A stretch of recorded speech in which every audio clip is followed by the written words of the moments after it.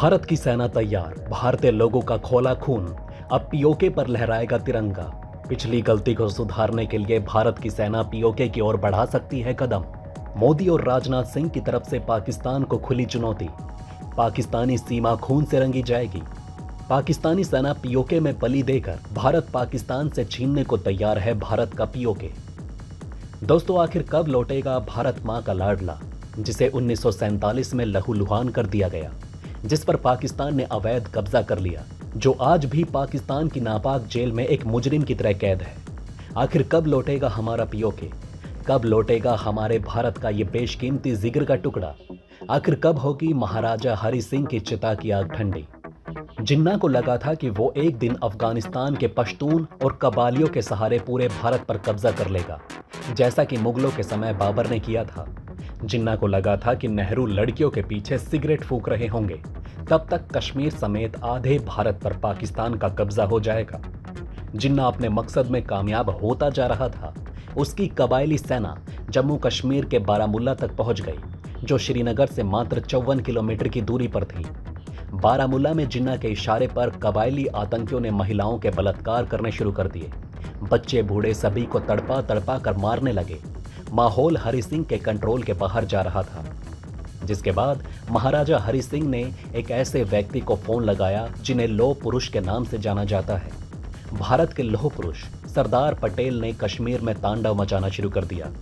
पाकिस्तानी आतंकी पीछे भागने लगी। भारतीय सेना उनकी छाती में गोली दागने लगी। इसके अलावा ये सवाल भी निकल कर सामने आ रहा है कि जब भारत को उस समय मौका मिला था कि पीओके को अपने कब्जे में ले ले, तो उस समय भारत ने इस मौके का फायदा क्यों नहीं उठाया? आखिर जब 1971 में भारत ने पाकिस्तान को सरेंडर करा ही दिया था, तो फिर हमने पीओके को वापस लेने की डील पर साइन क्यों नहीं करवाया? दोस्तों, आपको बताते चलें कि सब कुछ भारत के इशारे पर सही जा रहा था। देखते ही देखते भारत उस वक्त आधे पाकिस्तान पर कब्जा कर सकता था, लेकिन तभी भारत के साथ एक बेहद अनहोनी घटना घट गई, जब पंडित नेहरू ने कश्मीर मुद्दे को संयुक्त राष्ट्र में उठा दिया। अब जब तक संयुक्त राष्ट्र रहेगा, तब तक चीन हमें पीओके लेने नहीं देगा। वो बार बार वीटो लगा देगा। इसलिए पीओके लेने के दो ही रास्ते हैं, या तो भारत के पास वीटो पावर होनी चाहिए या फिर युद्ध। अब तक भारत ने युद्ध को टालने की पूरी कोशिश की थी। अब पाकिस्तान पूरी दुनिया में अलग थलग पड़ गया है, भूख से तड़प रहा है। अब केवल पीओके ही नहीं, बल्कि पाकिस्तान के आधे से ज्यादा नागरिक पाकिस्तान छोड़कर भारत आना चाहते हैं। खैर, जो हो गया उसको तो बदला नहीं जा सकता, लेकिन आने वाले समय पर हमारा पूरा कंट्रोल है।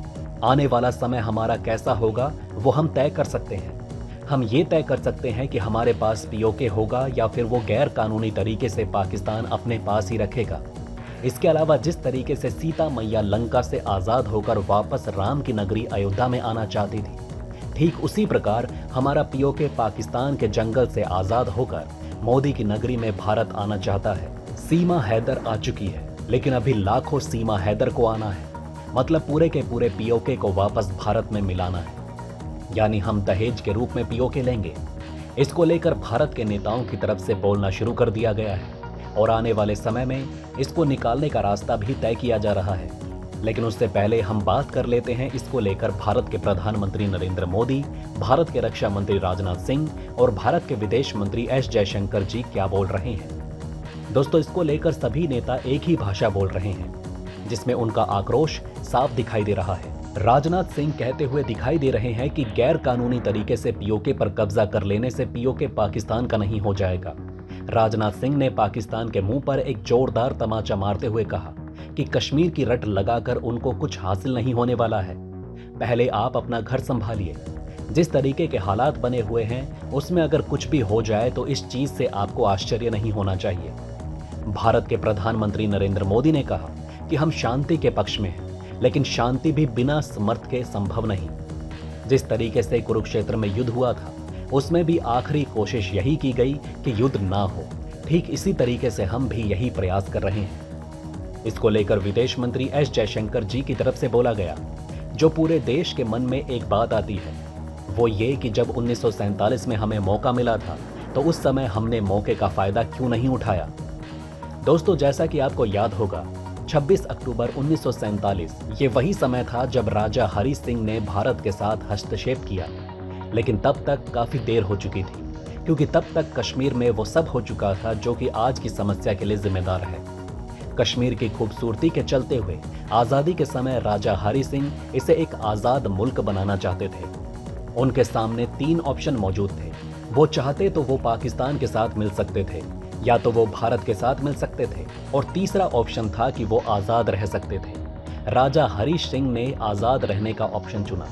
इसके बाद 22 अक्टूबर को काबालियों की तरफ से कश्मीर पर हमला बोल दिया गया। देखते ही देखते ये कश्मीर के बारामूला तक पहुंच गए और यहां से मात्र 54 किलोमीटर ही श्रीनगर रह गया था। इसके बाद राजा हरि सिंह भागते भागते भारत की तरफ आए और उन्होंने 24 अक्टूबर को कहा कि हमें बचा लो। इसके चलते भारत ने राजा हरिचंद्र के सामने शर्त रखी। बदले में राजा हरिचंद्र ने 26 अक्टूबर को विलय पत्र पर दस्तखत कर दिए। इसके बाद 27 अक्टूबर को भारतीय फौज हवाई रास्ते के माध्यम से कश्मीर के लिए रवाना हो गई। जैसे ही भारतीय सेना कश्मीर में पहुंची, उसके बाद से ही यहां से कबालियों की टुकड़ी भागना शुरू हो गई। इसी समय जवाहरलाल नेहरू की तरफ से एक बहुत बड़ी गलती कर दी गई, जिसका खामियाजा आज तक भारत को भुगतना पड़ रहा है। 31 दिसंबर 1947 को कश्मीर का मुद्दा लेकर नेहरू यूएन चले गए। 1 जनवरी 1949 भारत और पाकिस्तान के बीच में सीज फायर हुआ, लेकिन इस बीच भारत और पाकिस्तान के बीच में भयानक जंग हुई। भारतीय सेना ने यहां पर उन कबालियों को भगा दिया था, लेकिन इसके आगे का हिस्सा अभी भी गैर कानूनी तरीके से पाकिस्तान के पास है, जिसे हम लोग पीओके के नाम से जानते हैं। दोस्तों, अगर भारत को पीओके हासिल करना है तो इसके लिए भारत को जंग करनी होगी, क्योंकि यूएन में चीन बैठा हुआ है। वो भारत के प्रस्ताव पर वीटो कर देगा, जिसके चलते हुए कभी भी भारत के हाथ में पीओके नहीं आ पाएगा। इसी के चलते हुए भारत को जंग करनी ही होगी, और अगर भारत ऐसा करता है तो इसके लिए भारत को किन किन चीज़ों का ध्यान रखना पड़ेगा और क्या संभावना है, किस तरीके से पाकिस्तान की तरफ से रिएक्ट किया जाएगा।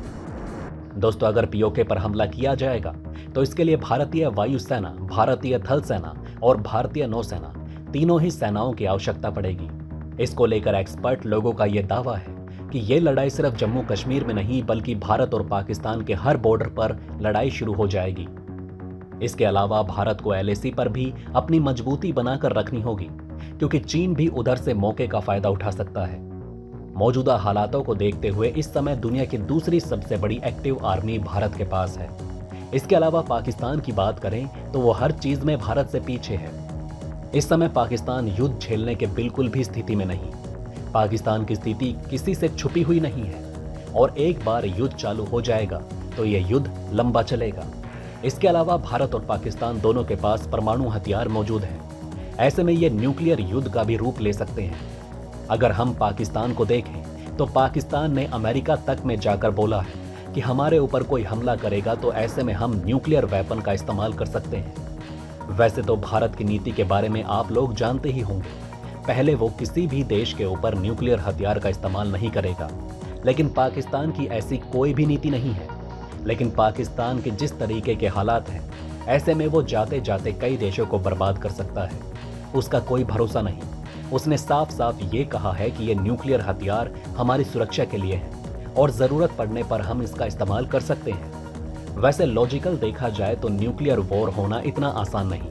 पहले तो थल सेना आपस में लड़ेगी, वायुसेना लड़ेगी और वहीं नौसेना अपनी भूमिका निभाएगी। लेकिन न्यूक्लियर वॉर करना भी पाकिस्तान के लिए आसान नहीं होगा। वैसे दोस्तों, इस विषय में आपको क्या कहना है? कमेंट बॉक्स में अपनी राय जरूर बताइएगा। जय हिंद, जय भारत।